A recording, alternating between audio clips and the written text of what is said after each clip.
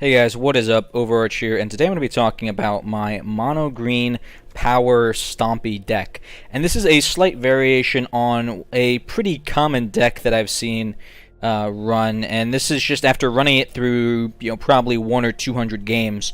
This is the build that I found to work best for me. So this deck is all about getting out very powerful creatures very early on in your mana curve and just maintaining board control through sheer force of creatures. And it has a lot of extremely powerful creatures with which to do that. Let's take a look at the actual deck breakdown itself. As you can see, we have a relatively low mana curve here, with the curve topping out at about 2 or 3. And then a little bit lower. But as you can see, since we're running green, our 2 and 3 drops are going to be pretty damn powerful. We have about 40% land, 50% creature, and then 10% non-creature, such as artifacts or sorceries. So let's take a look at what the actual deck itself. The first thing we're running are 3 of Greenbelt Rampagers. The advantage to Greenbelt Rampagers is that you can pay their mana cost over multiple turns. They're essentially a 3 mana, 3/4, and yeah, you can just pay it over several turns. So that's kind of a great thing for us. And if I'm sitting on 2 mana, I could pay Llanowar Elves and then play a Greenbelt Rampager and get one of the 3 energy I need, or one of the 2 energy I need to summon it. So pretty good. Llanowar Elves. This is self-explanatory. This is ramp. Next up we have Merfolk Bushwalker, and kind of the same thing. It's just a 2/1/2 drop that allows us to explore, helps us ramp a little bit better, helps us get through our deck a little bit faster. Next we have Nature's Way. So this is our only direct removal in the it's not even, it isn't even direct removal, but it's our only removal in the deck, and this just causes a creature to fight an enemy creature, or to deal its damage to an enemy creature. Big difference between fighting and dealing your power's worth of damage. Remember, we're probably going to have the biggest, baddest creatures on the board, so we're going to want a card like this that's going to let us capitalize on that and potentially remove a very annoying opposing card. Next we have Thorn Lieutenant. Thorn Lieutenant is one of our premier 2-drops. Just it's 2/3 that if targeted by a spell will summon a 1/1 token.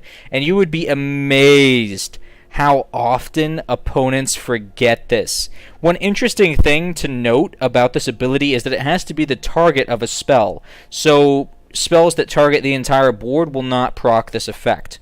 Another thing that's good about Thorn Lieutenant is they're a potential late game mana sink, just because they have that 6 cost gain +4/+4. It's rare for that to come up, but I have used it a couple times, and it's made the difference between winning and losing once or twice for me.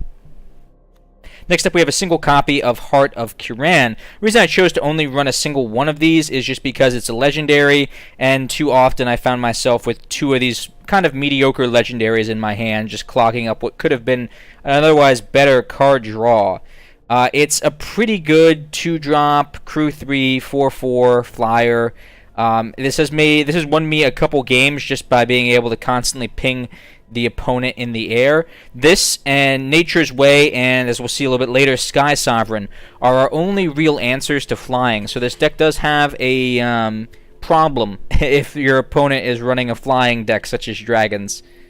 Next up we have Lifecrafter's Bestiary. So this is just kind of in there in case I suddenly find myself going against a control deck.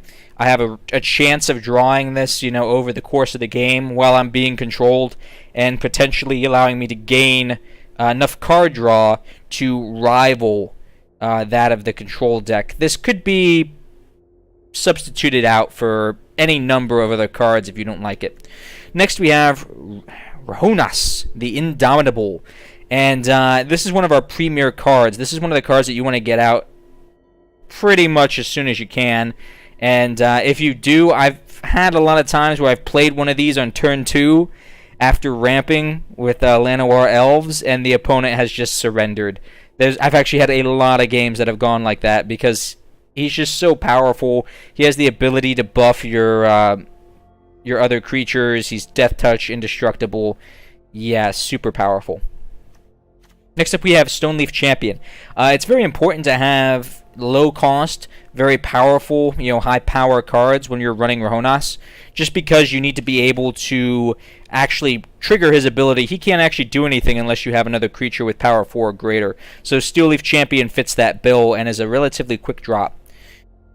Thrashing Brontodon, just in case they have any sort of artifact or enchantment that we need to get removed. We only run 2 copies of these. Next up we have Vinemare. Vinemare again, just because it meets the requirement for Rohonas, and because it is a decently powerful hex-proof card. You're going to want to play this if your opponent's running a control deck. Get this out into the field, and then they can't really do much about it due to that hex-proof.